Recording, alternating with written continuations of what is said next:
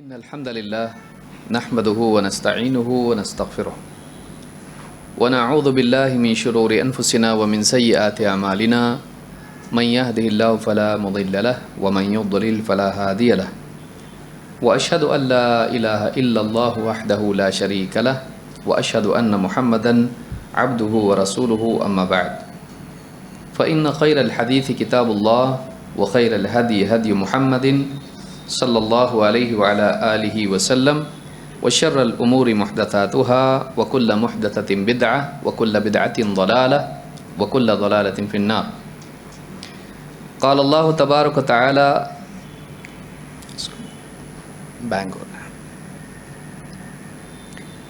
إن عدة الشهور عند الله 12 شهرا في كتاب الله يوم خلق السماوات والأرض منها 4 حرم۔ میرے محترم دینی بھائیوں، جیسا کہ ہم سبھی جانتے ہیں ذوالقعدہ کا مہینہ چل رہا ہے اور ذوالحجہ کا مہینہ بالکل قریب ہے۔ اللہ رب العالمین نے سال میں 12 مہینے رکھے ہیں۔ اسلامی اعتبار سے بھی مہینوں کی تعداد 12 ہوتی ہے، اور ان مہینوں میں اللہ تعالیٰ نے 4 مہینے حرمت والے رکھے ہیں۔ 4 مہینے ایسے ہیں جن کا دوسرے مہینوں کے مقابلے میں کافی احترام ہے، اس اعتبار سے کہ ان مہینوں میں جنگ کی شروعات نہیں کی جائے گی، اور یہ حرمت پہلے بھی عرب کے لوگ مانتے تھے، اس لیے کہ پچھلی شریعتوں سے یہ چیز چلی آئی تھی۔ عرب بھی ان مہینوں کے بارے میں اعتقاد رکھتے تھے کہ یہ امن والے مہینے ہیں، باقی دنوں میں باقی مہینوں میں بھی امن و امان کا معاملہ ہونا چاہیے، لیکن خاص طور سے ان 4 مہینوں میں امن قائم رکھنا زیادہ ضروری ہے۔ عرب بھی اس کو مانتے تھے، لیکن ان کا معاملہ یہ تھا کہ وہ آپس میں جب جنگ کرنا چاہتے تو ان حرمت والے مہینوں میں سے کسی مہینے کو مؤخر کر دیتے ہیں، کہتے کہ محرم کی جو حرمت ہے محرم میں نہیں ہوگی، سفر میں ہو جائے گی، اور اس طرح سے مہینوں کو آگے پیچھے کرتے تھے اپنی ذاتی ضرورت اور اپنے ذاتی مفاد کے لیے۔ اور قرآن کریم میں بھی اللہ تعالیٰ نے اس کا ذکر کیا ہے، اس کو نسیئہ کہتے ہیں۔ انما النسیء زیادۃ فی الکفر، اللہ نے کہا کہ یہ جو نسیء ہے، مہینوں کو آگے پیچھے کرنا، مؤخر کر دینا حرمت کے مہینوں کو اب کی ضرورت کے لیے، یہ مشرکین کیا کرتے تھے۔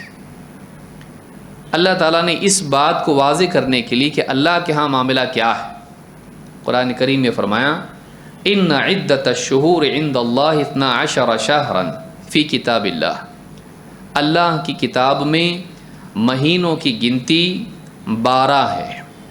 یوم خلق السماوات والارض، اس دن سے جس میں اللہ تعالیٰ نے آسمانوں اور زمین کو پیدا کیا۔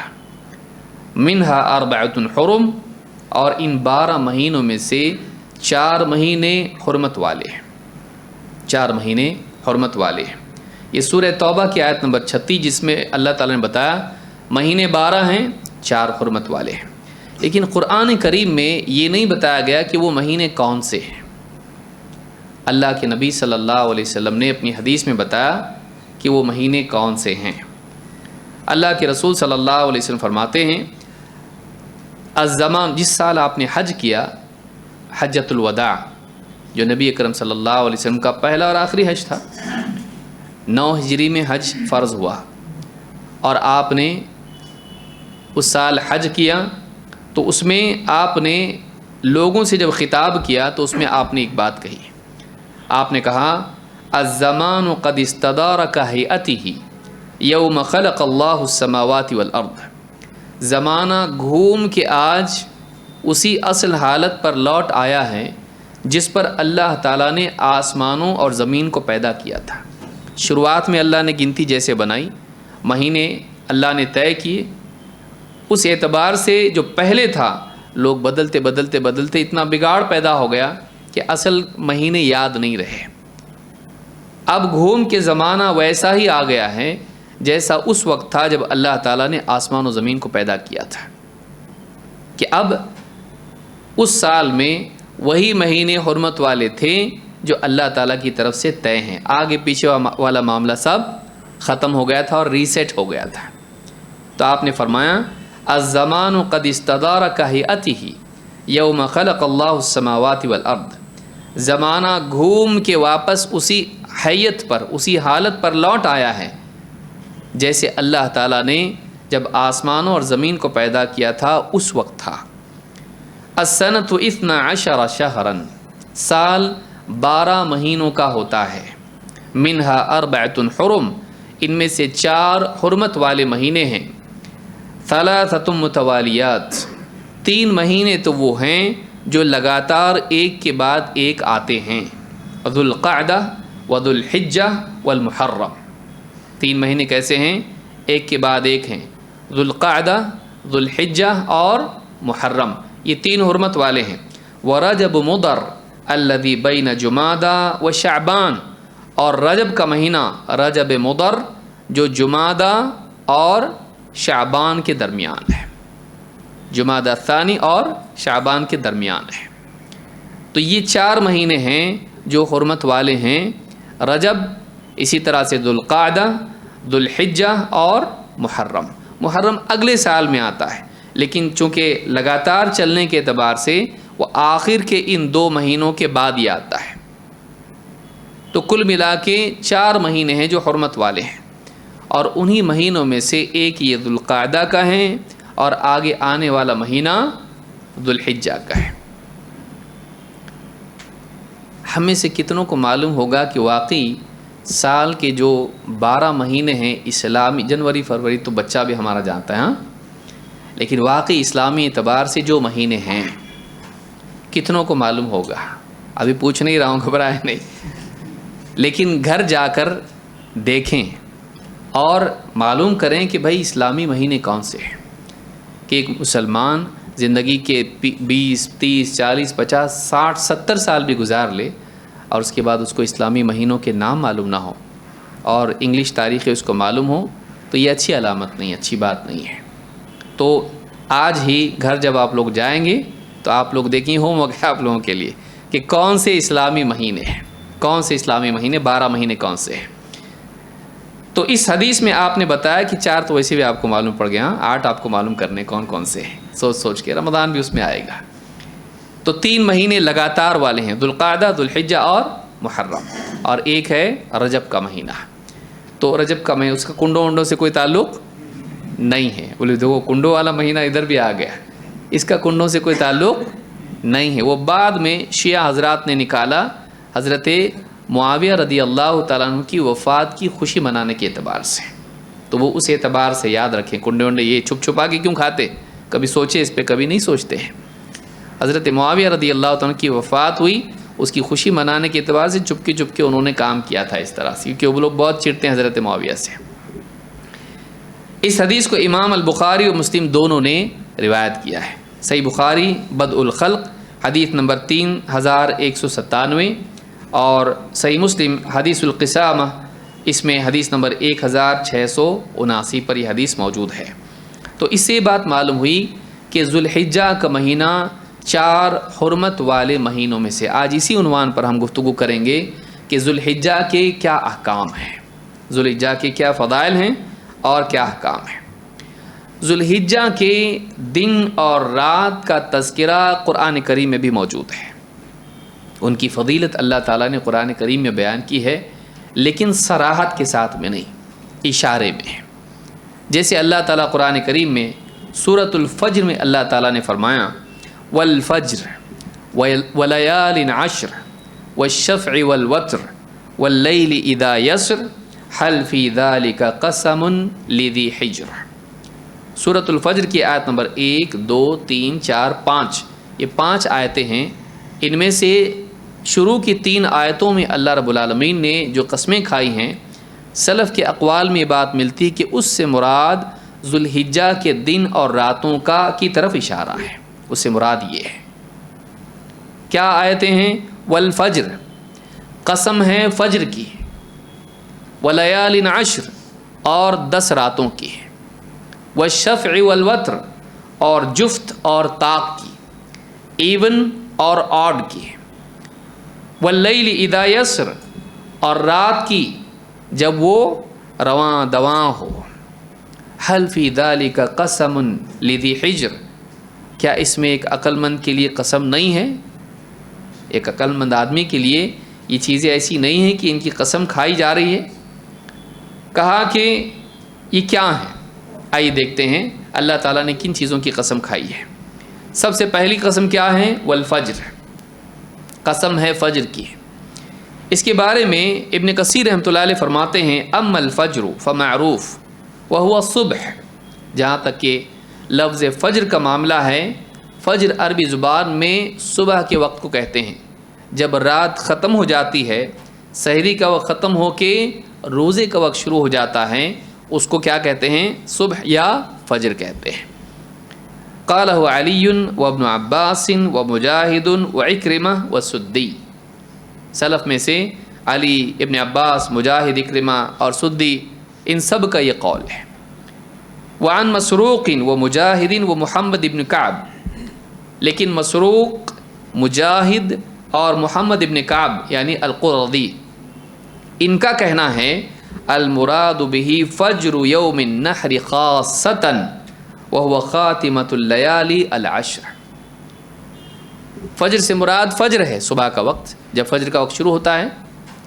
लेकिन बाज़ सलफ़ का, जैसे मुजाहिद हैं, इब्न अब्बास के शागिर्द हैं, और इसी तरह से मसरूक़ और मोहम्मद इब्न काब अल-क़ुरज़ी हैं, इनका कहना कि ये आम कोई फ़ज्र नहीं है, बल्कि ये ख़ास फ़ज्र है। जो कौन सी है? जब 10 रातें ख़त्म हो जाती हैं ज़ुल्हिज्जा की, और उसके बाद ईद का दिन आता है। ईद उल अज़हा का दिन किस तारीख़ को होता है? हाँ, 10, यानी 10 रातें ख़त्म हो जाती हैं। आप कहेंगे 10 कैसे? 9 ही रातें हुई ना, या 10 हुई? हाँ, 10वीं तारीख़ को जो पिछली रात थी, कौन सी तारीख़ थी? वो 9 रात थी या 10वीं रात थी? 10वीं रात थी। क्यों? इसलिए कि इस्लामी एतबार से रात पहले आती, दिन, इसीलिए रोज़ा बाद में शुरू होता है और तरावी पहले। तो जैसे ही रात हो जाती है, अगली तारीख़ आ जाती है। तो रात 10 रातें गुजर जाने के बाद अगली सुबह जो आती है, वो फ़ज्र मुराद है, जो ईद की 10वीं तारीख़ की सुबह होती है। तो ईद वाली फ़ज्र की कसम अल्लाह ने खाई है। ईद के दिन की जो फ़ज्र है सुबह, अल्लाह ने उसकी कसम खाई है। आगे बढ़ते हैं। वलयालिन अश्र और 10 रातों की कसम। इब्न कसीर रहमतुल्लाह अलैह फरमाते हैं वल्लयाली अल अश्र अल मुराद बिहा अश्र दिल हिज्जा। 10 रातें, इससे मुराद ज़ुल्हिज्जा की 10 रातें हैं। ज़ुल्हिज्जा की 10 रातें हैं। कमा क़ाला इब्न अब्बास व इब्न ज़ुबैर व मुजाहिद व गैर वाहिद मिन अस्सलफ़ वल खलफ़। कहते यही बात कही है अब्दुल्ला इब्न अब्बास ने, अब्दुल्ला इब्न ज़ुबैर ने, मुजाहिद ने, और इसी तरह से कई सलफ़ ने, और उनके बाद कई बाद के उलमा ने बात कही है कि इन 10 रातों से मुराद कौन सी रातें हैं?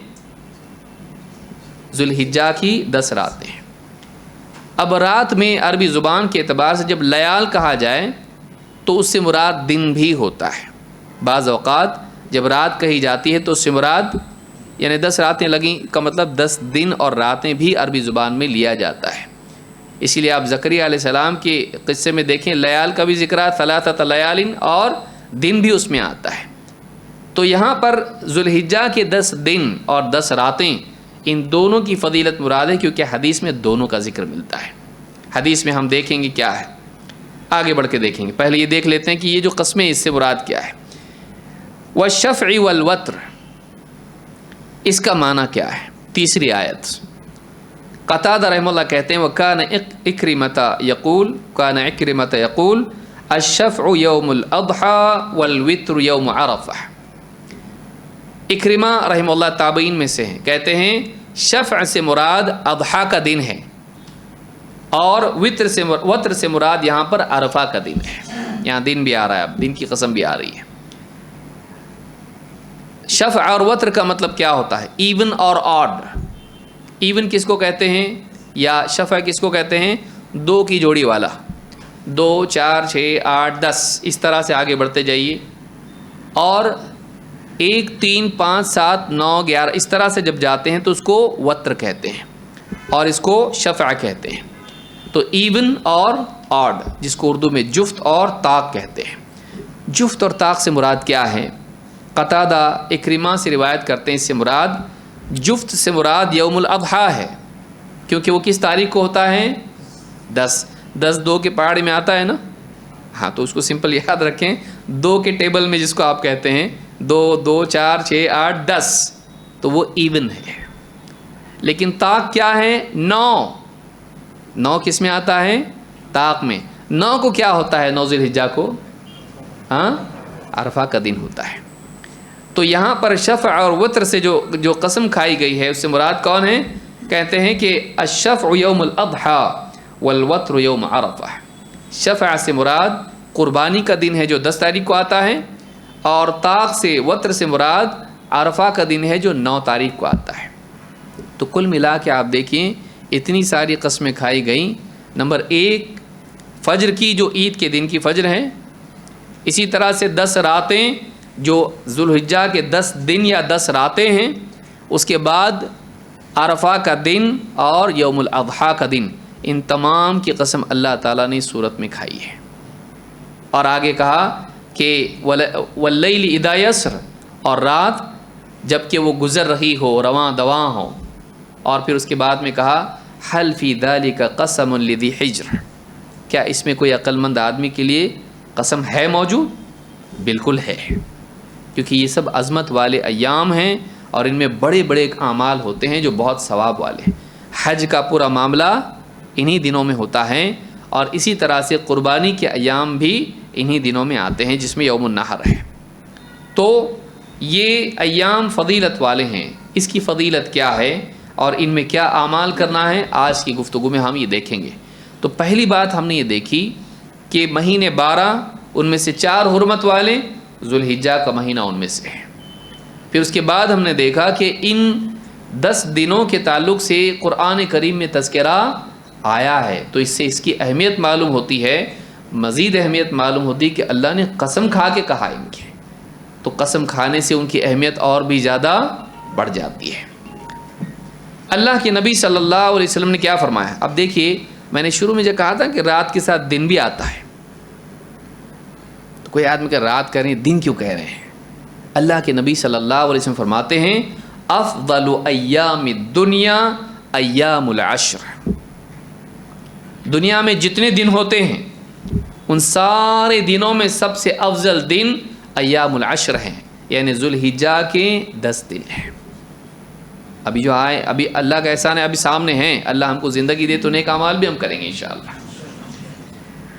کہا کہ سارے جتنے دنیا کے دن ہوتے ہیں ان سارے دنوں میں سب سے افضل دن کون سے ہیں؟ ایام العشر، یعنی ذوالحجہ کے شروع کے پہلے عشرے کے 10 دن۔ اس حدیث کو امام البزار نے روایت کیا ہے، صحیح الجامع صغیر حدیث نمبر 1133، حدیث صحیح ہے۔ ابن حجر رحمہ اللہ فرماتے ہیں والذی یظہر، جو چیز اس حدیث سے ظاہر ہوتی ہے، ان السبب فی امتیاز عشر ذی الحجۃ لمکان اجتماع امہات العبادۃ فیہ، اس کی فضیلت کیوں ہے ان 10 دنوں کی؟ کہتے وجہ یہ ہے کہ بڑی سے بڑی عبادتیں ان 10 دنوں میں جمع ہو جاتی ہیں، وہی الصلاۃ والصیام والصدقہ والحج۔ ان 10 دنوں میں کیا کیا نیکیاں جمع ہوتی؟ دیکھیے اسلام کے ارکان کتنے ہیں؟ 5، ان میں سے شہادتین کے بعد کیا ہے؟ نماز، پھر روزہ اور زکوٰۃ اور حج۔ پہلے دوسرے نمبر پہ حدیث میں کیا آیا ہے؟ زکوٰۃ، پھر اس کے بعد حج اور روزہ یا روزہ حج۔ کہتے ہیں نماز، روزہ، صدقہ اور حج، کیونکہ زکوٰۃ بھی کیا ہے؟ صدقے کی ایک قسم ہے، مال خرچ کرنا۔ یہ ساری نیکیاں ان 10 دنوں میں جمع ہو جاتی ہیں۔ روزے، خاص کر کے عرفہ کا روزہ، پھر حج اسی میں جمع ہو رہا ہے، صدقہ خرچ کرنا اور نمازیں اس میں جمع ہو جاتی، ساری نیکیاں جو ہے یہ ارکان عموماً جمع ہو جاتے ہیں اس میں۔ اور کہتے ہیں ولا یتأتی ذلک فی غیرہ، ان ساری چیزوں کا جمع ہونا کہیں اور نہیں ہوتا ہے۔ دیکھیے ذوالحجہ میں روزہ آتا ہے، رمضان میں حج نہیں آتا، آتا نہیں آتا ہے، تو حج کے ساتھ روزے بھی یہاں جمع ہو رہے ہیں، اور اسی کے ساتھ صدقات بھی آ رہے ہیں، اور نمازیں تو ہیں ہی ہیں، روزانہ کی ہیں، تو یہ سارے، اور نمازیں بھی کہاں ہوتی ہیں؟ وہاں پہ مکہ میں جا کے آدمی پڑھتا ہے، کئی نمازیں یعنی مسجد حرام میں پڑھتا ہے آدمی، جو ساری مسجدوں میں سب سے افضل مسجد ہے۔ تو یہ جو نیکیاں جمع ہوتی ہیں ان دنوں میں، ظاہر بات ہے اس کی فضیلت اپنے آپ ثابت ہوتی ہے۔ تو فتح الباری میں انہوں نے یہ بات کہی ہے۔ یہاں پر ایک سوال یہ پیدا ہوتا ہے کہ پھر رمضان کی 10 راتوں کا کیا وہ افضل نہیں ہے؟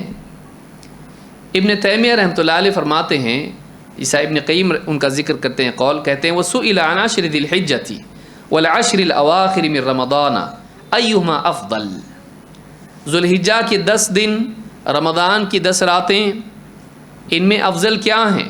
یعنی 10 راتیں اور 10 راتیں یہ رمضان کی، ذوالحجہ کی، ان میں کون سی افضل ہیں؟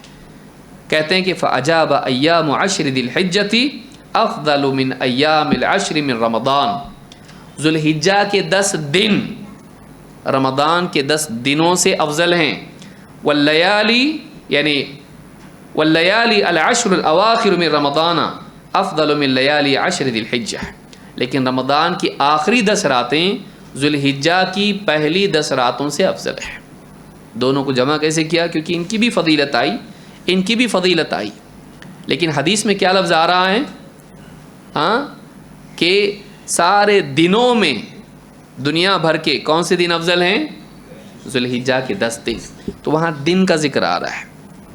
اور حدیث میں جو آخری لیلۃ القدر کون سی رات میں ہے؟ عاشر ذوالحجہ میں ہے؟ ہاں بولے کچھ لوگ، ہاں کہاں ہے؟ کو آخری کون سا؟ رمضان کا، تو آخری عشرہ رمضان کا، اس میں لیلۃ القدر ہے جو ساری راتوں میں سب سے بڑی رات ہے لیلۃ القدر، تو ظاہر بات ہے کہ وہ تو اس سے بھی افضل ہے، تو وہ تو کہاں چلی گئی؟ وہ رمضان میں ہے اور آخری عشرے میں ہے، اور یہ راتیں ہیں۔ تو ابن تیمیہ رحمۃ اللہ کہتے ہیں دونوں باتیں اپنی جگہ ہیں، اس کی فضیلت بھی آئی اور اس کی بھی آئی۔ راتوں میں افضل راتیں 10 راتیں رمضان کی ہیں، دنوں میں افضل دن کون سے ہیں؟ ذوالحجہ کے، اس لیے کہ حج کے اعمال اور ساری قربانی وغیرہ سارا انہی دنوں میں ہوتا ہے۔ تو اس اعتبار سے دونوں کو جمع کریں گے کہ راتیں رمضان کے آخری عشرے کی افضل، اور دن ذوالحجہ کے دن افضل، جیسا کہ حدیث میں آیا کہ سارے دنوں میں سب سے افضل دن کون سے ہیں؟ ذوالحجہ کے 10 دن ہیں۔ ان 10 دنوں میں ایک خاص حکم ہے قربانی والے کے لیے۔ وہ کیا حکم ہے؟ اللہ کے نبی صلی اللہ علیہ وسلم فرماتے ہیں اذا رأيتم هلال ذي الحجة وأراد أحدكم أن يضحي فليمسك عن شعره وأظفاره، کہ جو ذوالحجہ کا، تم میں سے جو شخص ذوالحجہ کا چاند دیکھ لے، ہلال دیکھ لے، ہلال سے مراد کون سا چاند ہوتا ہے؟ پہلا، یعنی ذوالحجہ کا مہینہ شروع ہو جائے، وَأَرَادَ أَحَدُكُمْ أَن يُضَحِّي، اور تم میں سے کوئی قربانی کرنا چاہتا ہے، فَلْيُمْسِكْ عَنْ شَعْرِهِ وَأَظْفَارِهِ، تو وہ اپنے بال اور ناخن کاٹنے سے رک جائے، بال اور ناخن کاٹنے سے رک جائے۔ کب؟ جب قربانی اس کی ہو اور ذوالحجہ کا مہینہ شروع ہو جائے۔ آج کتنی تاریخ ہے؟ 27 ہے، ہاں 28 شروع ہو گئی ہے، کیونکہ رات شروع ہو گئی تو انہیں 28 تاریخ اب شروع ہو گئی ہے، تو ابھی ہمارے پاس وقت ہے۔ اگر ناخن کاٹنا ہے اور صفائی وغیرہ کرنا ہے، داڑھی کی نہیں، جسم پر سے جو ناف سے نیچے جو بھی ہیں اس کو تو 40 دن میں ہو جانا چاہیے، لیکن ناخن وغیرہ کاٹنے ہیں یا بال وغیرہ کاٹنا ہے کسی کو، اب کاٹ سکتا ہے، لیکن ذوالحجہ کا چاند دکھائی دیا اس کے بعد نہیں، پھر قربانی کرنے کے بعد ہی۔ لیکن یہ کس کے لیے ہے؟ جس کی قربانی ہے، لیکن یہ گھر کے سارے لوگوں کے لیے بھی نہیں ہے، یہ کس کے لیے ہے؟ جو قربانی کر رہا ہے، جو گھر کا آدمی ہے جو واقعی خود قربانی کرتا ہے، تو اس کے لیے کہ وہ بال اور ناخن کاٹنے سے رکا رہے۔ صحیح مسلم میں حدیث موجود ہے، کتاب الاضاحی، حدیث نمبر 1162۔ تو اس حدیث سے بات معلوم ہوتی ہے کہ ذوالحجہ کی شروعات ہوتے ہی جس کی قربانی ہے اس کو بال اور ناخن کاٹنے سے رک جانا چاہیے۔ ذوالحجہ کے ان 10 دنوں میں اور راتوں میں عبادت کی کیا فضیلت ہے، آئیے دیکھتے ہیں۔ ابن عباس رضی اللہ تعالیٰ عنہ کہتے ہیں اللہ کے رسول صلی اللہ علیہ وسلم نے فرمایا مل عمل فی ایام افضل منها فی ہذہ، دنوں میں کوئی دن ایسا نہیں ہے جس میں عمل کرنا یعنی نیکی کا عمل کرنا ان دنوں میں نیکی کے عمل سے افضل ہو۔ ان دنوں میں ذوالحجہ کے 10 دنوں میں کوئی بھی نیکی، ذکر، تلاوت، صدقات یا کوئی عمل، باقی دنوں میں کوئی دن ایسا نہیں ہے جو ان دنوں میں نیکی کرنے سے افضل ہو۔ قالوا ولل جہاد، یعنی جہاد بھی نہیں، ظاہر بات ہے ان دنوں میں تو جنگ نہیں ہوتی ہے، حرمت والے مہینے ہیں، تو کہا کہ جہاد بھی نہیں، یعنی وہ بھی افضل نہیں ہوگا اس دن میں کیے ہوئے عمل سے۔ قال ولل جہاد، جہاد بھی نہیں، الا رجل خرج یخاطر بنفسه وماله فلم یرجع بشیء، ہاں وہ آدمی اجر میں، ثواب میں، مقام میں بڑھ سکتا ہے جو اپنا مال اور اپنی جان لے کے نکل گیا اور پھر کچھ بھی واپس لے کے نہیں لوٹا، نہ جان واپس لے کر نہ مال، یعنی اللہ کی راہ میں شہید ہو گیا۔ ایسا آدمی تو فضیلت میں، ثواب میں، اجر میں، مقام میں بڑھ سکتا ہے، دوسرا کوئی بڑھ نہیں سکتا ہے۔ یعنی ان 10 دنوں میں نیکی کرنے کی اتنی بڑی فضیلت ہے کہ جہاد بھی اس سے نہیں بڑھ سکتا ہے۔ لیکن یہ دن آتے اور نکل جاتے ہیں، ہم لوگ غفلت میں بکروں کے پیچھے دوڑتے رہتے ہیں۔ ہاں، ہم کو ان ایام میں نیکیاں کرنا چاہیے، ذکر ہے، تلاوت ہے، روزے ہیں، اور اسی طرح سے بہت ساری نیکیاں ہیں۔ بعض اوقات تو نمازوں کا بھی پتہ نہیں ہوتا لوگوں کو، فرائض کا پتہ نہیں ہوتا، نوافل تو بہت دور کی بات ہے۔ یہ 10 دن موقع ہے ہمارے لیے، نیت کریں کہ ان 10 دنوں کو ہم ضائع نہیں کریں گے، ان 10 دنوں میں ہم خوب نیکیاں کریں گے، اپنے آپ کو بچائے رکھیں گے برائیوں سے۔ عام دنوں میں بھی بچانا ہوتا ہے، لیکن ان دنوں میں بچانا زیادہ ضروری ہے۔ جیسے آدمی باہر غلط کام کر بھی لیتا ہے، مسجد میں آنے کے بعد بچتا ہے۔ آدمی دوسری دنوں میں برائی کر لیتا ہے، روزے کی دنوں میں، روزے کی حالت میں نہیں کرتا ہے، تو اس کا کچھ احترام زیادہ ہونا ضروری ہے۔ ان دنوں کا، 10 دنوں کا بھی احترام ضروری کہ آدمی برائیوں سے بچے اور خوب سے خوب نیکی کرے۔ امام الدارمی کی روایت میں ہے مل عمل فی ایام افضل من العمل فی 10 ذی الحجہ، ذوالحجہ کے دنوں میں عمل سے کوئی بھی عمل دوسرے دنوں کا افضل نہیں ہے۔ تو بخاری میں حدیث موجود ہے جو اس سے پہلے میں نے ذکر کی، کتاب العیدین اور حدیث نمبر 969۔ ان دنوں میں کیا عمل کرے؟ خاص طور سے ان دنوں میں روزہ ایک بہت عظیم الشان عمل ہے۔ اللہ کے رسول صلی اللہ علیہ وسلم کی ایک بیوی فرماتی ہیں، جن کا نام حدیث میں نہیں آیا، کہتی ہیں کہ کان رسول اللہ صلی اللہ علیہ وسلم یصوم 9 ذی الحجہ، اللہ کے رسول صلی اللہ علیہ وسلم ذوالحجہ کے 9 دنوں میں روزہ رکھتے تھے، 9 دنوں کا روزہ رکھتے تھے۔ 10ویں کا کیوں نہیں رکھتے تھے؟ ہاں، عید کے دن روزہ رکھنا جائز ہے؟ نہیں ہے۔ تو 9 دنوں کا روزہ رکھتے تھے، جس میں ایک دن 9واں والا کون سا ہے؟ جس کی خصوصی فضیلت ہے۔ تو معلوم ہے کہ ان دنوں میں، ذوالحجہ کے ان 9 دنوں میں روزہ رکھنا بھی ایک مسنون عمل ہے، جس کو اللہ تعالیٰ نے سہولت دی ہے، قدرت اور قوت دی ہے، آسانی اس کے لیے، وہ روزہ ضرور رکھے۔ یہ لازم نہیں ہے، لیکن کیا ہے؟ بہت بڑی فضیلت والا روزہ ہے۔ امام ابو داؤد نے اس کو روایت کیا ہے اور اس کی سند صحیح ہے، حدیث نمبر 2106۔ تو ان دنوں میں روزہ بھی ایک عمل ہے، خاص کر کے عرفہ کا روزہ، خاص کر کے عرفہ کا روزہ 9 ذوالحجہ کو یہ روزہ ہوتا ہے۔ ابو قتادہ رضی اللہ تعالیٰ فرماتے ہیں وَسُئِلَ عَنْ صَوْمِ يَوْمِ عَرَفَةٍ فَقَالَ يُكَفِّرُ السَّنَةَ الْمَاضِيَةَ وَالْبَاقِيَةَ۔ اب آئیے دیکھتے ہیں عرفہ کے روزے کی فضیلت کیا ہے، عرفہ کے روزے کی کیا فضیلت ہے۔ وَسُئِلَ عَنْ صَوْمِ يَوْمِ عَرَفَةٍ، اللہ کے نبی صلی اللہ علیہ وسلم سے عرفہ کے روزے، عرفہ کے دن کے روزے کی فضیلت پوچھی گئی۔ فقال يكفر السنة الماضية والباقية، یہ جو روزہ ہے یہ پچھلے اور اگلے 2 سال کے روزوں کے گناہوں کو مٹا دیتا ہے۔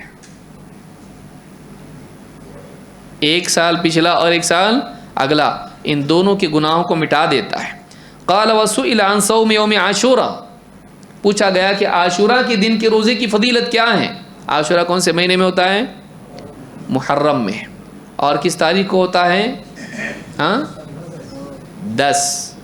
عاشورہ 10 کو ہوتا ہے، لیکن مخالفت کی وجہ سے یہود کی کیا کیا؟ اللہ کے نبی صلی اللہ علیہ وسلم نے کہا کہ 9 کو بھی رکھیں گے، 9 اور 10 کو، لیکن اصل عاشورہ کا دن کون سا ہے؟ 10 محرم۔ تو کہا کہ عاشورہ کے روزے کی فضیلت کیا ہے؟ فقال یکفر السنۃ الماضیہ، وہ پچھلے ایک سال کے پورے گناہوں کا کیا کر دیتا ہے؟ کفارہ کر دیتا ہے، یعنی اس کو مٹا دیتا ہے۔ امام مسلم نے کتاب الصیام میں اس کو روایت کیا ہے، حدیث نمبر 1162۔ شیخ ابن عثیمین رحمہ اللہ فرماتے ہیں الماضیہ یعنی التی انتہت لأن یوم عرفہ فی آخر شہر من العام، کہ کہتے ہیں کہ پچھلے سال کا سے مراد کون سا ہے؟ جو سال ختم ہو گیا، اس لیے کہ عرفہ آخری مہینے میں ہوتا ہے، یعنی پچھلا جو گزر گیا اس کو ماضیہ کہتے ہیں۔ تو 2 سال کے گناہوں کا کفارہ اس میں ہوتا ہے۔ ایک آدمی 2 سالوں تک جو بھی غلطیاں اس سے ہوئی ہیں، چھوٹے گناہ اس سے ہوئے ہیں، وہ سب کیا ہو جاتے ہیں؟ معاف ہو جاتے ہیں۔ ایک اور حدیث ہے جس میں آپ صلی اللہ علیہ وسلم فرماتے ہیں من صام یوم عرفۃ غفر له سنۃ امامہ وسنۃ بعدہ، جس آدمی نے عرفہ کا روزہ رکھا اس کے گناہوں کی مغفرت ہو جاتی ہے، 1 سال آگے 1 سال اس کے بعد، جو سامنے والا سال ہے اور اس کے بعد والا سال، 2 سالوں کے گناہوں کا کفارہ اس میں ہوتا ہے۔ سنۃ امامہ جو چل رہا ہے، اور سنۃ بعدہ اور جو اس کے بعد آنے والا سال ہے، اس کے بھی گناہوں کا کفارہ ہوتا ہے۔ ابھی آیا نہیں وہ سال اور اس کے سارے گناہوں کا کیا ہو گیا؟ کیسے ہوتا ہے دیکھیں گے آگے۔ ابن ماجہ نے اس کو روایت کیا ہے، صحیح الترغیب حدیث نمبر 1011۔ ایک اور روایت میں آپ نے فرمایا من صام یوم عرفۃ غفر له ذنب السنتین متتابعتین، جو عرفہ کا روزہ رکھے اس کے لگاتار 2 سالوں کے گناہوں کا کفارہ ہو جاتا ہے۔ کفارہ کا مطلب ہوتا ہے مٹانا، کمپنسیٹ کرنا جس کو آپ کہتے ہیں۔ ابو یعلا نے اس کو روایت کیا، سید ترغیب حدیث نمبر 1012، حدیث صحیح ہے۔ سعید ابن جبیر کہتے ہیں سأل رجل عبد اللہ ابن عمر، ایک شخص نے عبداللہ ابن عمر رضی اللہ تعالیٰ عنہ سے پوچھا عن صوم یوم عرفہ، عرفہ کے روزے کے بارے میں۔ فقال كنا ونحن مع رسول اللہ صلی اللہ علیہ وسلم نعدلہ بصوم سنتین، ہم جب اللہ کے رسول صلی اللہ علیہ وسلم کے ساتھ ہوا کرتے تھے تو ہم اس روزے کو 2 سالوں کے برابر مانتے تھے، یعنی 2 سالوں کے گناہوں کا کیا کر دیتا ہے یہ روزہ؟ کفارہ۔ یعنی اتنی ساری روایتیں ہیں، یہ طبرانی کی روایت ہے جو الاوسط میں انہوں نے روایت کی، صحیح ترغیب حدیث نمبر 1014، حسن لغیرہ حدیث ہے۔ ان ساری حدیثوں سے بات معلوم ہوتی ہے کہ عرفہ کا روزہ 2 سال کے گناہوں کا کفارہ کرتا ہے۔ چھوڑنا چاہیے اس کو؟ اگر کسی کے پاس عذر ہے تو اور بات ہے، اگر عذر نہیں ہے تو اس روزے کو نہیں چھوڑنا چاہیے، اس لیے کہ اس کے کتنے سالوں کا کفارہ ہوتا ہے گناہوں کا؟ 2 سال کا، 2 سال۔ بعض اوقات جاب کی وجہ سے، کسی اور بزی ہونے کی وجہ سے آدمی کھانا نہیں بھی کھا لیتا، دوپہر کا شام ہو جاتی، ثواب کتنا ملتا اس پہ؟ ملتا کچھ بھی نہیں، دنیا کی وجہ سے کیا ہے، کیا ثواب ملے گا اس پہ؟ لیکن اللہ کی خاطر اگر بھوکا رہے آدمی تو اتنا بڑا ثواب کہ 2 سال کے گناہوں کا کفارہ۔ کتنے سلی مسٹیکس کرتے ہیں ہم 2 سال میں، کتنی غلطیاں ہوتی، کتنے گناہ ہم سے ہوتے ہیں، یہ سارے کے سارے اللہ کیا کرتا ہے؟ مٹا دیتا ہے۔ ہاں، اس سے مراد کون سے گناہ ہیں؟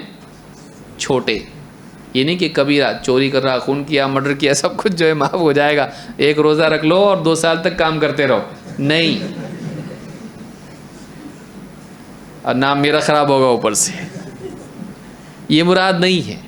مراد چھوٹے گناہ ہیں، دن رات میں کئی بھول چوک غلطیاں ہم سے ہوتی رہتی ہیں، ہم دھیان بھی نہیں دیتے۔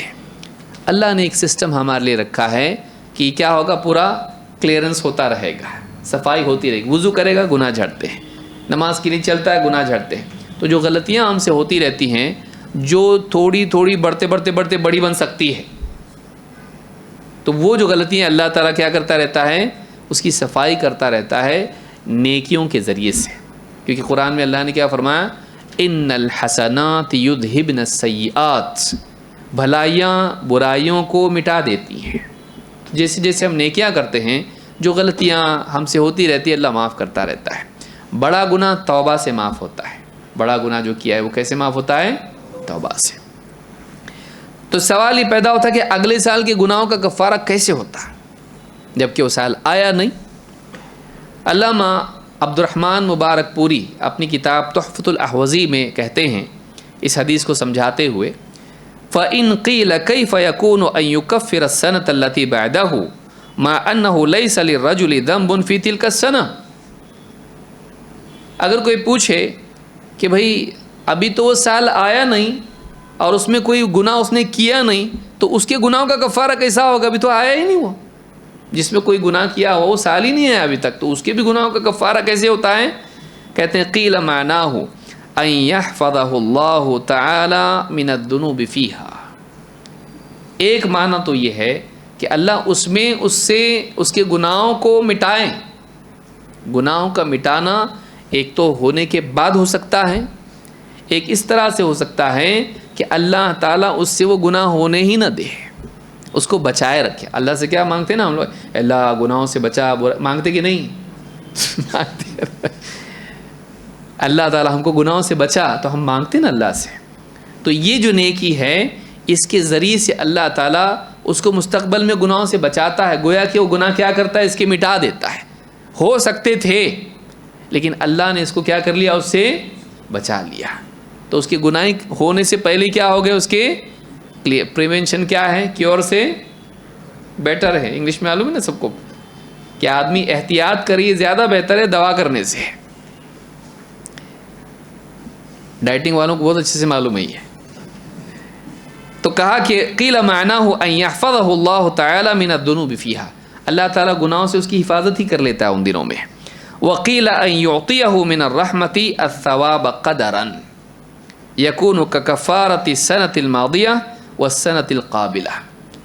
دوسری بات یہ ہے کہ ان گناہوں کو مٹانا اس اعتبار سے بھی ہو سکتا ہے کہ اللہ تعالیٰ اتنا سارا ثواب اپنی رحمت سے اس کو دے دیتا ہے کہ قیامت کے دن جب اس کے گناہ اس پلڑے میں ہوں گے تو نیکیاں اتنی ساری پلڑے میں ہوگی کہ کیا ہو جائیں گے؟ گناہ. ظاہر بات ہے گناہ جھک رہے ہیں، نیکیاں ڈال دی گئی تو کیا ہو جائے گا؟ وہ معاملہ گناہوں کا وزن ہلکا ہو جائے گا.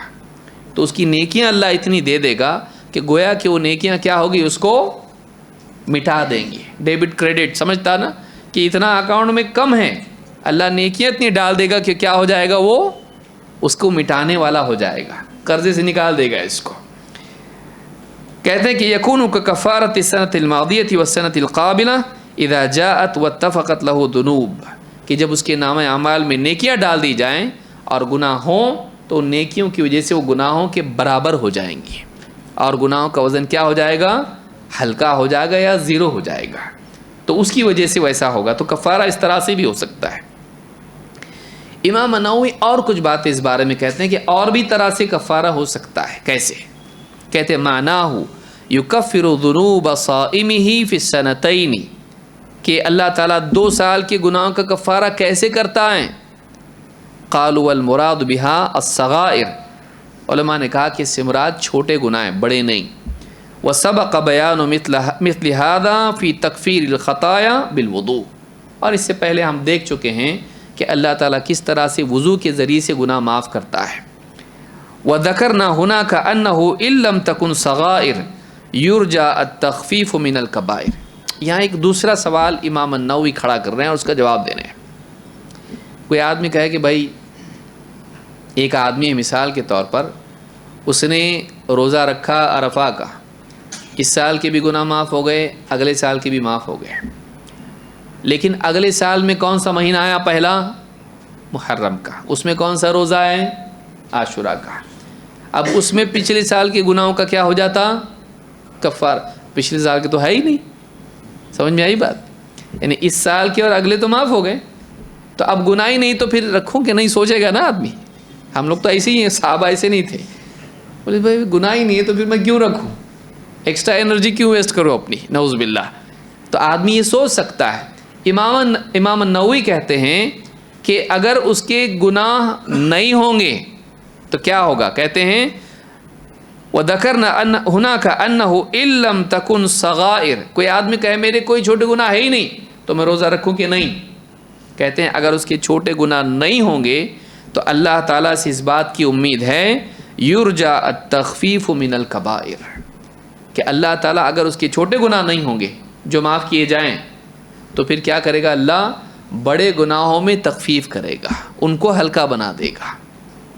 اگر چھوٹے گناہ کسی کے نہ ہوں اور یہ روزہ رکھیں تو اللہ کیا کرے گا، اس کے بڑے گناہوں کو ہلکا کر دے گا۔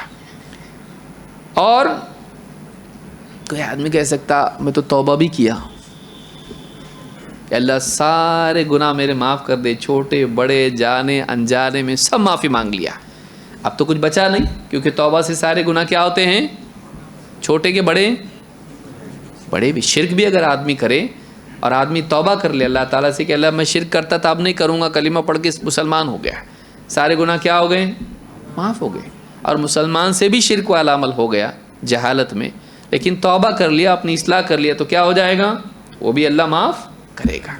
توبہ سے ہر گناہ معاف ہوتا ہے۔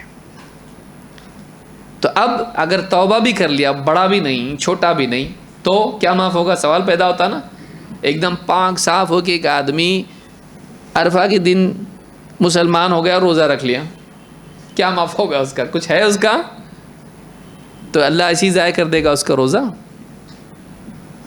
اللہ تعالیٰ کسی نے کیوں ضائع کرتا ہے؟ نہیں، اس کے لیے وعدہ کیا ہے؟ امام النووی کہتے ہیں کہ اگر فَإِن لَمْ يَكُنْ، اگر اس کے کبیرہ گناہ بھی نہیں ہوں گے تو فرماتے ہیں رُفِعَتْ درجات، اللہ تعالیٰ اس کے درجات اونچے کرے گا، یعنی کسی بھی اعتبار سے خالی ہاتھ نہیں ہے۔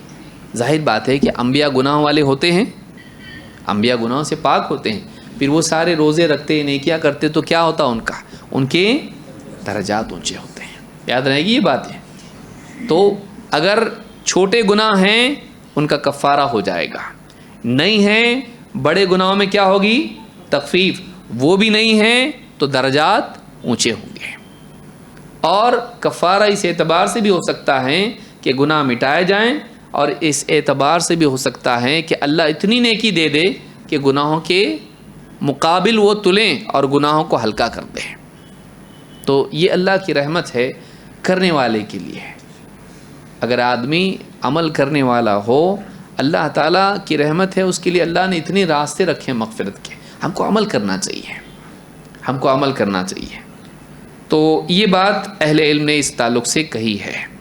یہاں پر ایک مسئلہ یہ بھی ہے کہ عرفہ کا روزہ حاجیوں کے لیے ہے یا غیر حاجی کے لیے ہے؟ کیا حج میں جا کے بھی آدمی عرفہ کا روزہ رکھے گا؟ جواب ہے نہیں، حاجی کے لیے عرفہ کا روزہ رکھنا مناسب نہیں ہے، کیونکہ اللہ کے نبی صلی اللہ علیہ وسلم اور صحابہ ایسا نہیں کرتے تھے۔ فضل بنت حارث رضی اللہ تعالیٰ عنہ فرماتی ہیں ان ناسا تماروا عندها یوم عرفہ، لوگوں میں اختلاف ہو گیا عرفہ کے دن، فی صیام رسول اللہ صلی اللہ علیہ وسلم، اللہ کے رسول صلی اللہ علیہ وسلم کے روزے کے بارے میں، کہ اللہ کے نبی صلی اللہ علیہ وسلم آج روزے سے ہیں یا نہیں ہیں، آج عرفہ کا دن ہے۔ فقال بعضهم هو صائم وقال بعضهم ليس بصائم، کچھ لوگ کہنے لگے اللہ کے نبی صلی اللہ علیہ وسلم روزے سے ہیں، کچھ نے کہا نہیں روزے سے نہیں ہیں، فیصلہ کیسے ہوگا؟ کہتی ہیں کہ فَأَرْسَلْتُ إِلَيْهِ بِقَدَحِ لَبَنٍ وَهُوَ وَاقِفٌ عَلَى بَعِيرِهِ۔ دیکھیے بہت سارے مسائل عقل مندی سے حل کیے جاتے ہیں، اور اسلام میں عورتوں کی بھی عزت مانی گئی ہے۔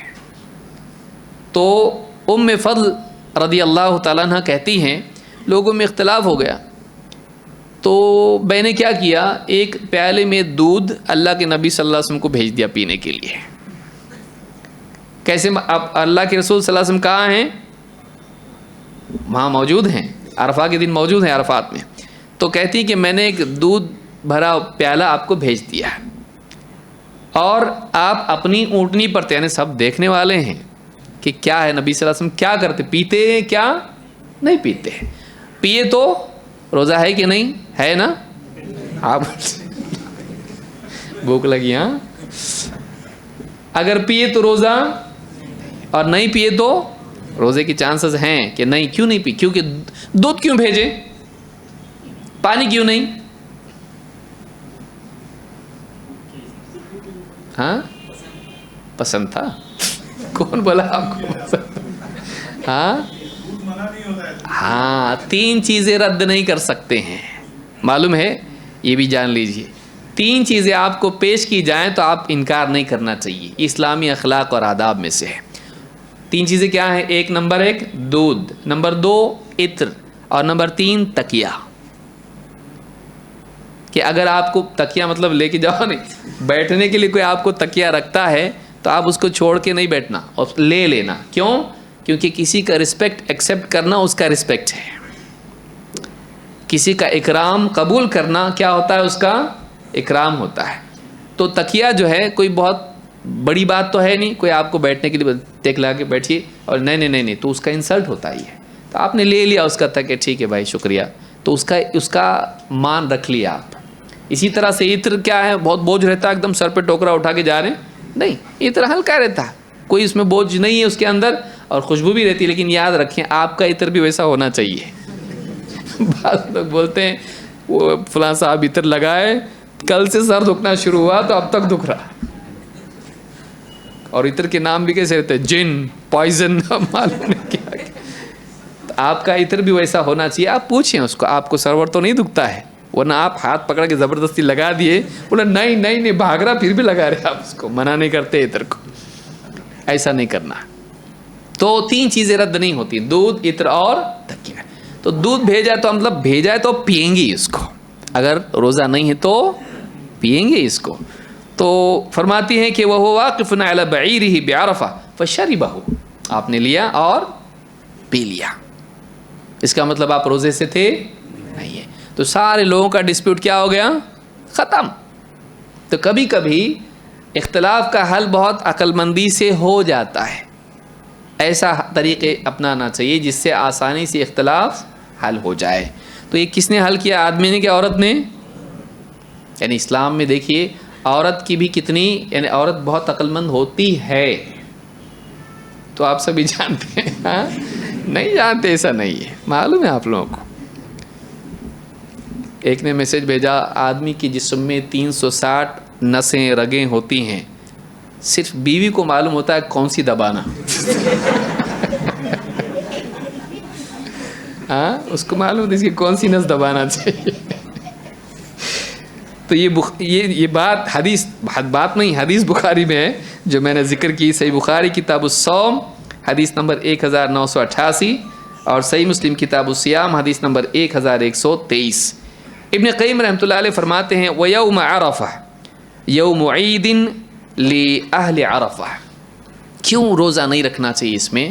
کہتے ہیں کہ عرفہ کا دن حاجیوں کے لیے جو عرفات میں ہوتے ہیں، عرفہ میں ہوتے ہیں، ان کے لیے عید کا دن ہے. وَلِذَلِكَ كُرِهَ لِمَنْ بِعَرَفَةَ صَوْمُهُ، اسی لیے جو لوگ عرفہ میں ہوں ان کے لیے اس دن روزہ رکھنا کیا ہے؟ پسندیدہ نہیں ہے، مناسب نہیں ہے، نہیں رکھنا چاہیے ان لوگوں نے روزہ. تو وہاں والوں کے لیے روزہ نہیں. اس لیے کوئی اگر حدیث میں پڑھے کہ اللہ کے نبی روزہ نہیں رکھے عرفہ کا اور کھڑا ہو جائے گا سب کو، بولے دیکھو نئی تحقیق آئی. میں کیوں بتا رہا ہوں یہ؟ اس لیے کہ کبھی کسی کو کوئی حدیث ملے گی کہ اللہ کے نبی صلی اللہ علیہ وسلم تو عرفہ میں روزہ نہیں رکھتے تھے، عرفہ کا روزہ نہیں رکھے آپ نے. اب وہ یہ سمجھے گا کہ بھائی تم لوگ رکھ رہے، کیوں رکھ رہے؟ وہ سب ختم ہو گیا، آپ نہیں رکھے اللہ کے نبی نے کہ آخری حج میں آپ نے نہیں کیے تھے ایسا. تو یہ غلط فہمی نہیں ہونا چاہیے. جو لوگ عرفہ میں ہیں ان کے لیے روزہ، لیکن جو عرفہ میں نہیں ہیں ان کے لیے روزہ ہے، اور اتنی بڑی فضیلت اس کی ہے، محروم رہے گا آدمی. اسی لیے نافع کہتے ہیں سئل ابن عمر رضی اللہ عنہما عن صوم یوم عرفہ، عبداللہ ابن عمر رضی اللہ تعالیٰ عنہما سے پوچھا گیا عرفہ کے دن کے روزے کے بارے میں. فقال لم یصمہ النبی صلی اللہ علیہ وسلم ولا ابو بکر ولا عمر ولا عثمان. عرفہ کے روزے کے بارے میں پوچھا تو کہا یہ روزہ اللہ کے نبی صلی اللہ علیہ وسلم بھی نہیں رکھے، ابو بکر بھی نہیں، عمر بھی نہیں، اور عثمان بھی نہیں رضی اللہ تعالیٰ عنہم اجمعین. کسی نے روزہ نہیں رکھا. امام احمد نے اس کو روایت کیا ہے، اور مسند احمد میں حدیث نمبر 5411 پر یہ ہے، اور حدیث صحیح ہے. لیکن اس کی وضاحت ایک اور روایت میں ہے. ابو نجیح کہتے ہیں سئل ابن عمر عن صوم یوم عرفہ بعرفہ، حضرت عبداللہ ابن عمر سے پوچھا گیا عرفہ میں عرفہ کا روزہ رکھنا چاہیے کہ نہیں. کہاں؟ عرفہ میں. فقال حججت مع النبی صلی اللہ علیہ وسلم فلم یصمہ، میں نے اللہ کے نبی صلی اللہ علیہ وسلم کے ساتھ حج کیا تو آپ نے حج میں عرفہ کا روزہ نہیں رکھا. وما ابی بکر فلم یصمہ، اور ابو بکر رضی اللہ تعالیٰ عنہ کے ساتھ بھی حج کیا لیکن انہوں نے بھی روزہ رکھا نہیں. وما عمر فلم یصمہ، اور حضرت عمر کے ساتھ بھی میں نے حج کیا انہوں نے بھی روزہ عرفہ کا نہیں رکھا. اور وما عثمان فلم یصمہ، حضرت عثمان کے ساتھ بھی انہوں نے بھی روزہ نہیں رکھا. کہاں؟ عرفہ میں. اس حدیث کو امام احمد، ترمذی، ابن حبان نے روایت کیا اور اس کی سند صحیح ہے. اسی لیے امام ترمذی کہتے ہیں وقد استحب اہل العلم صیام یوم عرفہ الا بعرفہ، علماء نے یہ بات کہی ہے کہ عرفہ کا روزہ مستحب ہے، یعنی پسندیدہ عمل ہے، سوائے ان لوگوں کے لیے جو عرفہ میں ہو، ان کے لیے یہ چیز پسندیدہ نہیں ہے، ان کو عرفہ کا روزہ رکھنا نہیں چاہیے. ورنہ یہاں سے سن کے جائے گا حاجی اور وہاں بھی روزہ رکھے گا، بولے میں یہاں کے بھی ثواب کمایا، تم لوگ وہاں میں یہاں، حج بھی عرفہ بھی نہیں. وہاں اس کو عرفہ کا روزہ رکھنا چاہیے نہیں. کیوں؟ اس لیے کہ وہ ان کی کیا ہے؟ عید کا دن ہے. تو یہ فضیلت ہم کو اس روزے کی معلوم ہوئی. عرفہ کے دن خاص طور سے جو حج کے لیے گئے ہیں ان کے لیے خصوصی عمل ہے دعا کا. اللہ کے نبی صلی اللہ علیہ وسلم فرماتے ہیں، اسی لیے جو حج کو گئے وہ دیکھیں کہ عرفہ کے دن جو ہے عصر کے بعد تک لوگ دعا کرتے رہتے ہیں، وہاں پہ بہت دعا کرتے ہیں. وہاں پہ خاص عمل وہی ہے، عرفہ میں دعا ہے، خوب دعا کرنا چاہیے اللہ سے. کہتے ہیں اللہ کے نبی صلی اللہ علیہ وسلم نے فرمایا خیر الدعاء دعاء یوم عرفہ، سب سے بہترین دعا عرفہ میں، عرفہ کے دن عرفہ میں دعا کرنا ہے. خیر الدعاء دعاء یوم عرفہ، عرفہ کے دن کی دعا سب سے بہترین دعا ہے. وخیر ما قلت انا والنبیون من قبلی، اور سب سے بہترین بات جو میں نے اور مجھ سے پہلے جو نبی گزرے انہوں نے کہی، جو کلمات انہوں نے اپنی زبان سے کہے وہ کیا ہیں؟ لا الہ الا اللہ وحدہ لا شریک لہ لہ الملک ولہ الحمد وہو علی کل شیء قدیر. سب سے بہترین بات اگر کسی نے اپنی زبان سے نکالی، میں نے، مجھ سے پہلے جو نبی گزرے انہوں نے، وہ یہ کلمات. کیا ترجمہ ہے اس کا؟ لا الہ الا اللہ، اللہ کے سوا کوئی سچا معبود نہیں، وحدہ وہ اکیلا ہے، لا شریک لہ اس کا کوئی شریک نہیں، لہ الملک ولہ الحمد ساری بادشاہت اسی کی ہے، سب تعریف اسی کے لائق ہیں، وہو علی کل شیء قدیر اور وہ ہر چیز پر قادر ہے. کتنی ساری چیزیں اس کے اندر. تو یہ ترمذی کی حدیث ہے، اس سے معلوم ہوتا ہے کہ عرفہ کے دن ایک بڑا فضیلت والا عمل کیا ہے؟ اللہ سے دعا کرنا، خاص طور سے ان لوگوں کے لیے جو کہاں ہیں؟ عرفہ میں. عرفہ کب ہے؟ ہر سال یہ اختلاف لوگوں میں پیدا ہوتا ہے کہ ہم عرفہ کا روزہ کب رکھیں، جب وہاں لوگ عرفہ میں ہیں تب رکھیں یا اپنی تاریخ کے اعتبار سے رکھیں. پھر اس میں بعض اوقات یہ مسئلہ آتا ہے کہ عرفہ تو وہیں ہے، یہاں تھوڑی نہ ہے، تو وہاں کو دیکھ کے چلنا پڑے گا. کیا یہ بات صحیح ہے؟ نہیں. صحیح بات یہ ہے کہ عرفہ کی ایک تاریخ ہے، اس تاریخ کو وہ عمل کیا جاتا ہے، چاہے وہ حاجی ہوں یا وہ غیر حاجی ہوں. اسی لیے عرفہ کیا ہے؟ عسکری اپنی کتاب معجم، یہ اب دیکھیے جب اس طرح کے اختلاف ہو تو ڈکشنری کو دیکھنا پڑتا ہے کہ ڈکشنری میں بولتے کس کو ہے. جیسے مثال کے طور پر کلی کرنا، اب کلی کرنا حدیث میں کلی کی ڈیفینیشن نہیں ہے، کلی کہتے کس کو ہے. تو آدمی کو کیا کرنا پڑے گا؟ ڈکشنری دیکھنی پڑے گی، بولتے کس کو ہیں کلی عربی زبان میں، تو اس کے تابع ہونا پڑتا ہے. یا ہاتھ جب کہا جائے تو ہاتھ عربی میں کس کو کہتے ہیں؟ ید کس کو کہتے ہیں؟ چور کا ہاتھ کاٹنا ہے تو پاؤں کاٹیں گے، لیکن ہاتھ اور پاؤں میں فرق کیسے معلوم پڑے گا عربی کے اعتبار سے؟ ید ڈکشنری میں دیکھنا پڑتا ہے. اور اس کے بعد پھر دیکھنا پڑتا ہے کہ نبی صلی اللہ علیہ وسلم نے ید کتنا کاٹا، پورا کوہنی تک یا کلائی تک، کہاں تک کاٹا. تو یہ شریعت اور اسی طرح سے لغت دونوں کو دیکھنا پڑتا ہے، لیکن لغت کس کے تابع ہوتی ہے؟ شریعت کے. عرفہ کس کو کہتے ہیں؟ وہ تاریخ ہوتی کب ہے؟ اس تعلق سے عسکری کہتے ہیں معجم الفروق اللغویہ میں کہتے ہیں قد عرفت یوم عرفہ، تمہیں معلوم ہے یوم عرفہ کے بارے میں؟ وَهُوَ الْيَوْمُ التَّاسِعُ مِنْ ذِي الْحِجَّةِ، وہ کب ہیں؟ ذو الحجہ کا 9واں دن ہے. یعنی عربی زبان میں ڈکشنریز میں عرفہ کس کو کہتے ہیں؟ ذو الحجہ کا. اس میں حاجی کہاں ہے اور کہاں نہیں کا کوئی مسئلہ نہیں ہے. ذو الحجہ کی 9 تاریخ کو عرفہ کہتے ہیں. پھر اس حساب سے ان کو بھی چلنا پڑے گا، اس حساب سے ہم کو بھی چلنا پڑے گا. سمجھ میں آ رہی بات؟ اسی طرح سے القاموس المحیط بھی عربی زبان کی ایک ڈکشنری ہے، اس میں ہے وَيَوْمُ عَرَفَةِ التَّاسِعُ مِنْ ذِي الْحِجَّةِ، یوم عرفہ، عرفہ کا دن ذو الحجہ کے 9ویں دن کو کہتے ہیں.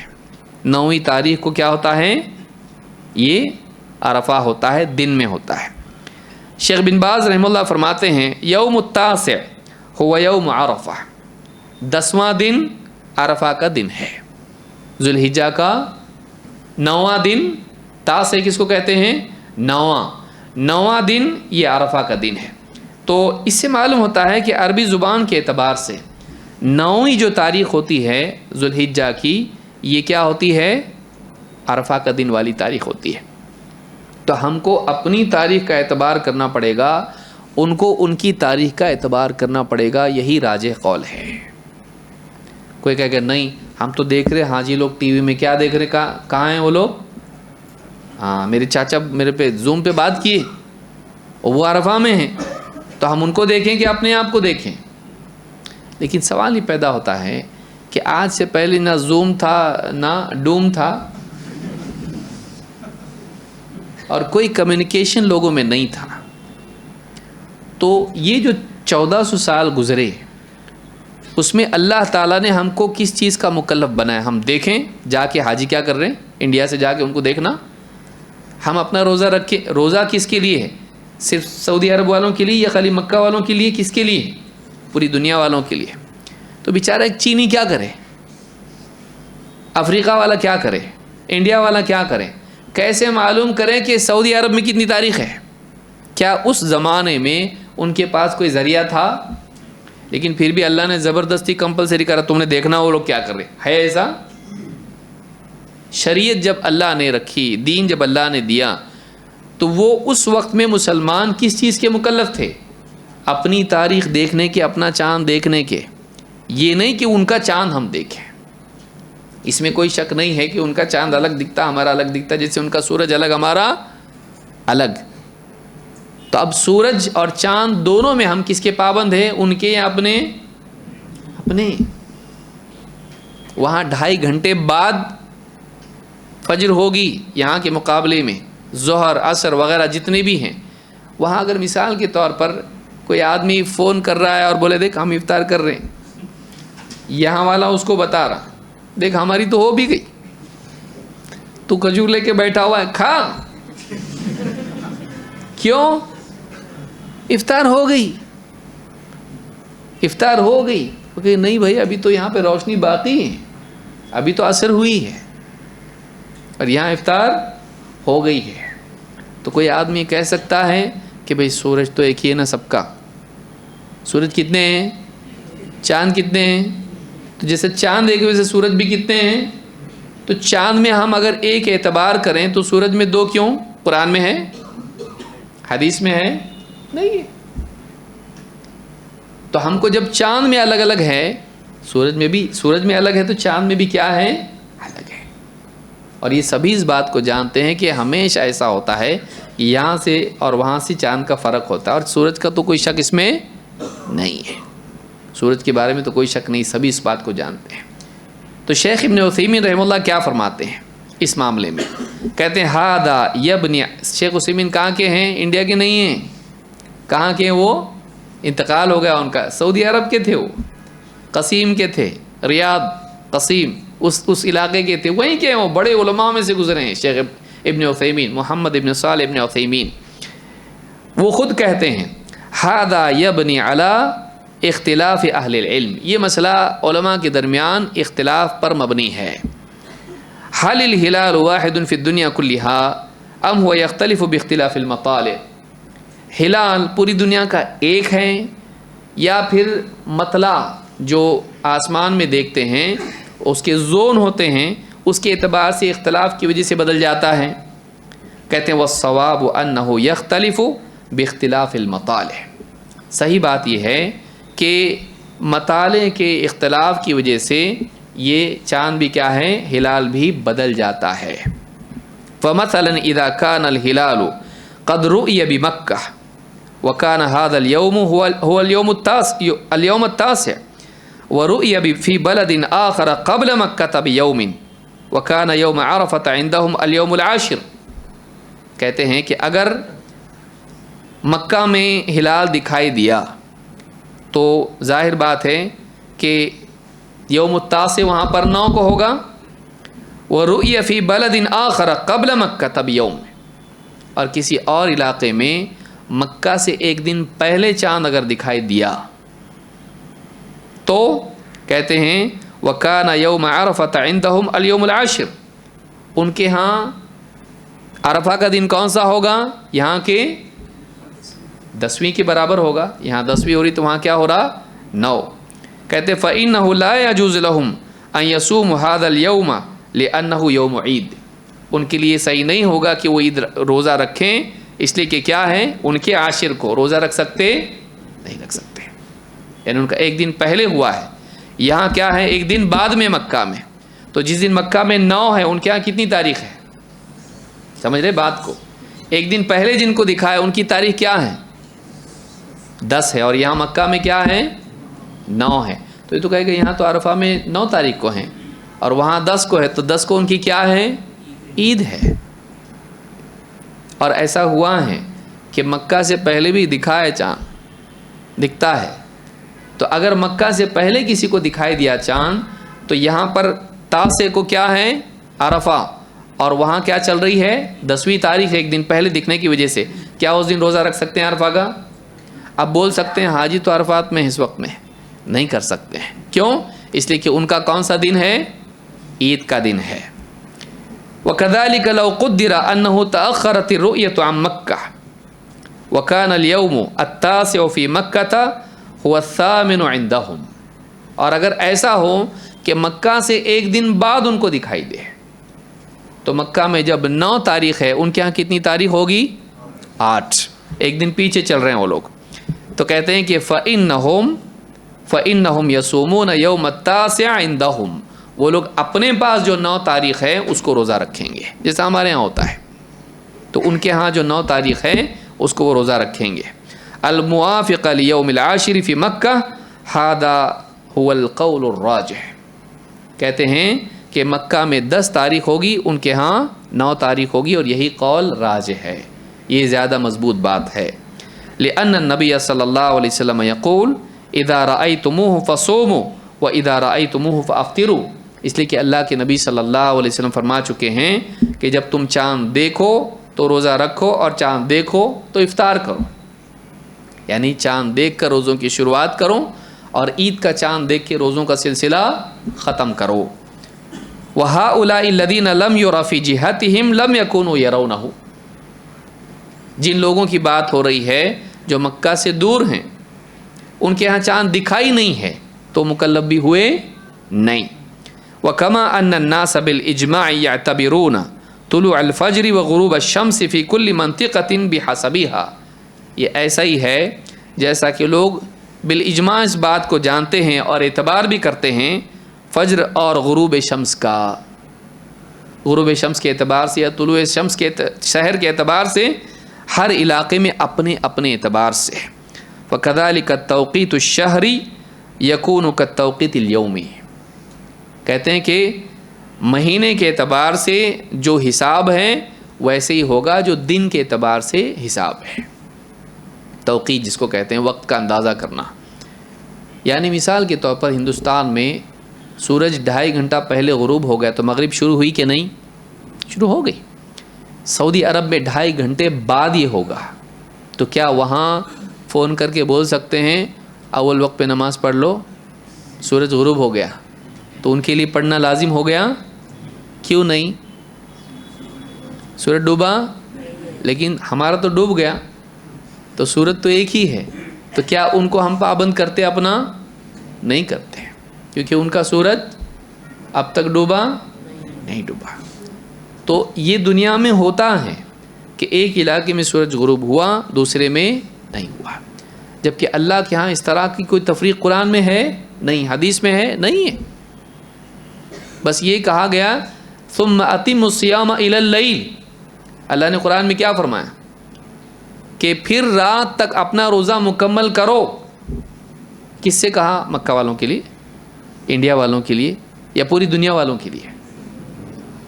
تو ایک ہی رات ہے، پوری دنیا والوں کے لیے کہا گیا رات تک اپنا روزہ مکمل کرو۔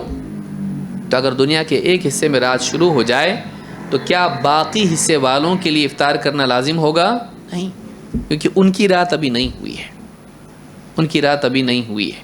جب ان کی رات ہوگی تبھی وہ افطار کریں گے۔ تو جیسے اب اس کو یہ نہیں کہتا دنیا میں کہ دیکھو اختلاف ہو رہا مسلمانوں میں، الگ الگ ہاں سب ایک وقت میں کرنا چاہیے افطار، بولتا ہے ایسا کوئی؟ نہیں۔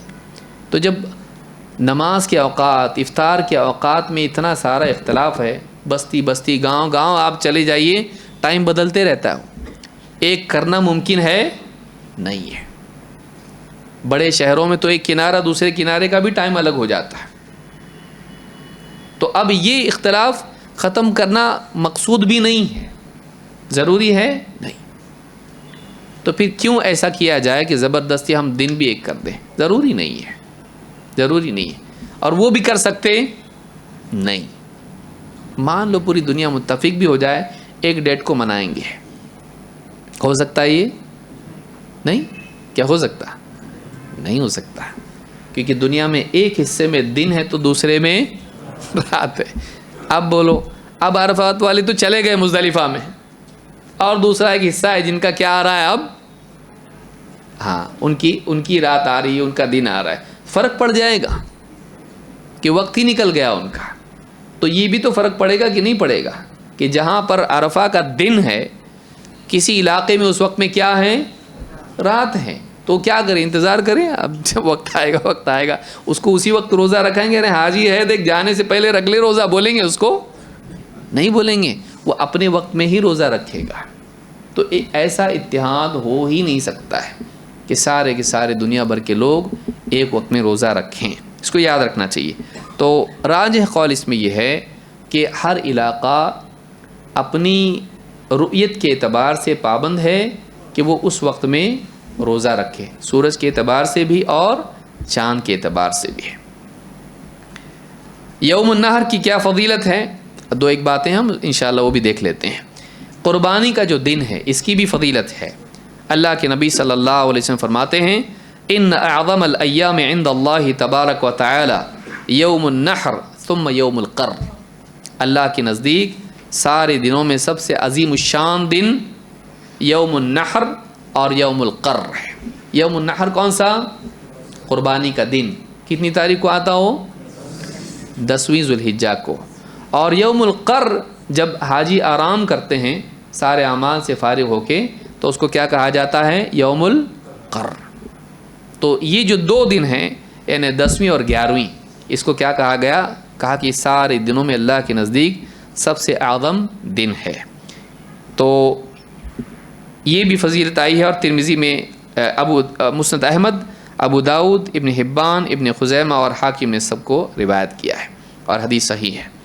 اسی طرح سے اللہ کے نبی صلی اللہ علیہ وسلم کی ایک اور حدیث ہے، ابو بکر صدیق رضی اللہ تعالیٰ سے روایت فرماتے ہیں اللہ کے رسول صلی اللہ علیہ وسلم نے ارشاد فرمایا، کسی نے پوچھا آپ سے، ان رسول اللہ صلی اللہ علیہ وسلم سئل ای الاعمال افضل، اللہ کے رسول صلی اللہ علیہ وسلم سے پوچھا گیا سارے اعمال میں سب سے افضل عمل کون سا ہے؟ قال العج والثج، العج والثج۔ امام ترمذی، ابن ماجہ، حاکم، بیہقی اور ابو یعلا نے اس کو روایت کیا ہے۔ صحیح الجامع صغیر حدیث نمبر 1101۔ العج اور الثج سے مراد کیا ہے؟ شیخ عبد الرحمن مبارک پوری رحمہ اللہ فرماتے ہیں کہ العج والثج بتشدیدہما والاول رفع الصوت بالتلبیہ. العج کا مطلب ہے تلبیہ اونچی آواز سے کہنا. لبیک اللہم لبیک جو کہتے ہیں حاجی، اس کو کیا کہتے ہیں؟ تلبیہ. تو کہتے ہیں کہ العج سے مراد رفع الصوت بالتلبیہ ہے، اونچی آواز سے تلبیہ کہنا، جو کن دنوں میں ہوتا ہے؟ انہی دنوں میں ہوتا ہے جب حاجی جاتے ہیں اور میقات پار کر کے، جب یعنی حج میں ہوتے ہیں، احرام باندھ کے میقات پار کر لیتے ہیں، تو پھر کیا کہنا شروع کرتے ہیں؟ التلبیہ. کب تک؟ حرم میں جانے تک. حرم میں جانے تک. تو کہتے ہیں کہ رفع الصوت بالتلبیہ. والثانی سیلان دماء الہدی وقیل دماء الاضاحی. اور کہتے ہیں کہ الثج سے مراد کیا ہے؟ کہ جو ہدی کے جانور ہوتے ہیں، جو حاجیوں کی قربانی والے ہوتے ہیں، یا جو غیر حاجی ہوتا ہے اپنے اپنے علاقوں میں جو اضاحی قربانی کرتے ہیں، ان کا جو خون بہتا ہے قربانی سے، اللہ کو بہت پسند ہے. یعنی اللہ کے نام سے، اللہ کی رضا کے لیے اور لوگوں کی منفعت کے لیے جو جانور ذبح کیے جاتے ہیں، اس کا جو ذبح کرنے کا خون بہتا ہے اور پھر اس کا گوشت لوگوں کو ملتا ہے، تو وہ جو خون بہانا ہوتا ہے، یعنی ذبح کرنے کا عمل اللہ کو بہت پسند ہے. تو معلوم ہے کہ یہ بہت عظیم الشان ہے، عمل ہے جو قربانی کے دن کیا جاتا ہے.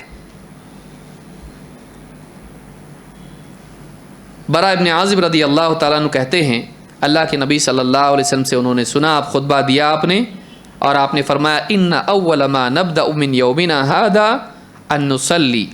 آج کے دن سب سے پہلا کام جس سے ہم شروعات کرتے ہیں وہ یہ کہ ہم نماز پڑھتے ہیں، عید کی نماز. ثم نرجع، پھر ہم لوٹتے ہیں، وننحر، اور پھر ہم قربانی کرتے ہیں. فمن فعل فقد اصاب سنتنا، جس نے یہ عمل کیا اس نے ہمارا طریقہ پا لیا، اس نے ہماری سنت پا لی. معلوم ہے کہ جو انسان ان اعمال کو کرے کہ عید کی نماز کے لیے آئے، اس میں شریک ہو، اس کے بعد جا کر قربانی کرے، تو یہ نبی کریم صلی اللہ علیہ وسلم کی سنت پر ہے. تو یہ بہت بڑی فضیلت ہے جو اس دن انسان کو نصیب ہوتی ہے کہ وہ قربانی عید کی نماز کے بعد کریں، تو نبی کریم صلی اللہ علیہ وسلم کی سنت پر عمل کرنے اور آپ کے راستے پر چلنے کا ثواب اس کو ملتا ہے. یہ بخاری اور مسلم کی حدیث ہے. اسی طرح سے ایام تشریق ہیں جو 3 دن ہوتے ہیں قربانی کے بعد کے. ایام تشریق کون سے ہیں؟ 10 کو عید ہوتی ہے، 11، 12 اور 13. ان کا نام کیا ہے ان 3 دنوں کا؟ ایام تشریق. اللہ کے نبی صلی اللہ علیہ وسلم فرماتے ہیں یوم عرفہ و یوم النحر و ایام التشریق عیدنا اہل الاسلام وہی ایام اکل و شرب. فرماتے ہیں کہ عرفہ کا دن اور یوم النحر عید کا دن، قربانی کا دن، اور ایام التشریق کے دن 9، 10، 11، 12، 13، یہ سارے کے سارے کیا ہیں؟ ہم مسلمانوں کے عید کے دن ہیں، اور یہ کھانے پینے کے دن ہیں. کھانے پینے کے دن کا مطلب یہ ہے ان دنوں میں روزہ نہیں رکھنا ہے. ان دنوں میں روزہ حاجیوں کو خاص طور سے نہیں رکھنا ہے. ہاں، عرفہ کا روزہ کیا ہے؟ ہم لوگوں کے لیے روزہ ہے، لیکن جو حج کے لیے گئے ہیں وہ عرفہ میں روزہ رکھیں گے نہیں. اور یہ ہمارے عید کے دن ہیں، تو ہم اس میں ہم کو کیا کرنا چاہیے؟ کھانا پینا چاہیے. امام احمد، ابو داؤد، ترمذی اور حاکم نے اس کو روایت کیا ہے، اور نسائی نے بھی اس کو روایت کیا ہے. تو یہ اللہ کا ذکر کرنے اور نیکی کرنے کے ایام ہیں جو ہمارے سامنے آنے والے ہیں، جو 10 دن ہیں. ان دنوں میں خاص طور سے آدمی کو نیکیاں کرنا چاہیے. اور اس میں ایام التشریق کے تعلق سے ایک اور حدیث ہے. انس بن مالک رضی اللہ عنہ کہتے ہیں نہا عن صوم 6 ایام من السنہ. اللہ کے نبی صلی اللہ علیہ وسلم نے سال کے 6 دنوں میں روزہ رکھنے سے منع کیا ہے. کون سے دن ہیں وہ؟ 3 ایام التشریق، ایام التشریق 11، 12، 13 ذوالحجہ، و یوم الفطر و یوم الاضحیٰ، عید الفطر کا دن اور عید الاضحیٰ کا دن. کتنے ہوئے؟ 5. و یوم الجمعۃ مختصۃ من الایام، اور جمعہ کے دن خاص کر کے آدمی روزہ رکھے، اس سے بھی آپ نے منع کیا ہے. یعنی اکیلے جمعہ کے دن روزہ رکھنا یہ بھی کیا ہے؟ منع ہے. اگر جمعہ سے پہلے یا جمعہ کے بعد جوڑ کے روزہ رکھتا ہے، جمعرات کو بھی رکھا جمعہ کو بھی، یا جمعہ کو بھی رکھا اور سنیچر کو بھی، اس طرح سے اگر روزہ رکھے تو ٹھیک، لیکن صرف جمعہ کو جمعہ کی وجہ سے روزہ رکھتا ہے تو پھر ٹھیک نہیں ہے۔ اہل علم نے یہ بات کہی ہے کہ اگر جمعہ ہی کے دن عرفہ اگر آ جائے تو کیا؟ شیخ بن باز، شیخ ابن عثیمین رحمہ اللہ نے کہا کہ چونکہ اس کی نیت جمعہ کی نہیں ہے، اس کی نیت کون سی ہے؟ عرفہ کی ہے، اگر وہ صرف جمعہ کو بھی رکھ لے تو اس میں کوئی حرج نہیں ہے، اس میں کوئی حرج نہیں ہے۔ ہاں بہتر یہی ہے، اس سے بھی یعنی احتیاط کا تقاضا یہ ہے کہ پھر وہ جمعرات کو بھی رکھے اور جمعہ کو بھی، یا جمعہ اور سنیچر رکھ سکتا نہیں، کیوں؟ عید کا دن ہوگا تو اس کو کیا کرنا چاہیے؟ جمعرات اور جمعہ کو رکھنا چاہیے۔ اللہ تعالی ہم سب کے بیٹھنے کو قبول فرمائیں اور ہمیں ان آنے والے دنوں میں نیکیاں کرنے کی توفیق عطا فرمائیں، اور جس کی قربانی ہے وہ خالص اللہ کے لیے قربانی کرے، دکھاوے کے لیے قربانی نہ کرے۔ میرا بکرا بڑا، ہاں اس کے ساتھ سیلفی نکال کے فیس بک پہ ڈال رہا ہے، لوگ بولے دونوں میں خوبصورت کون ہے زیادہ؟ تو آدمی کو چاہیے کہ وہ اپنی نیکیوں کو چھپائے اور شہرت اور نام کے لیے نیکی نہ کرے، اللہ کی رضا کے لیے کرے، تو اس میں زیادہ فائدہ ہے، اور دکھاوے کے لیے کرنے میں کچھ بھی فائدہ نہیں ہے۔ اللہ تعالی ہم سب کو اخلاص کی توفیق عطا فرمائے۔ اقول هذا واستغفر الله لي ولكم۔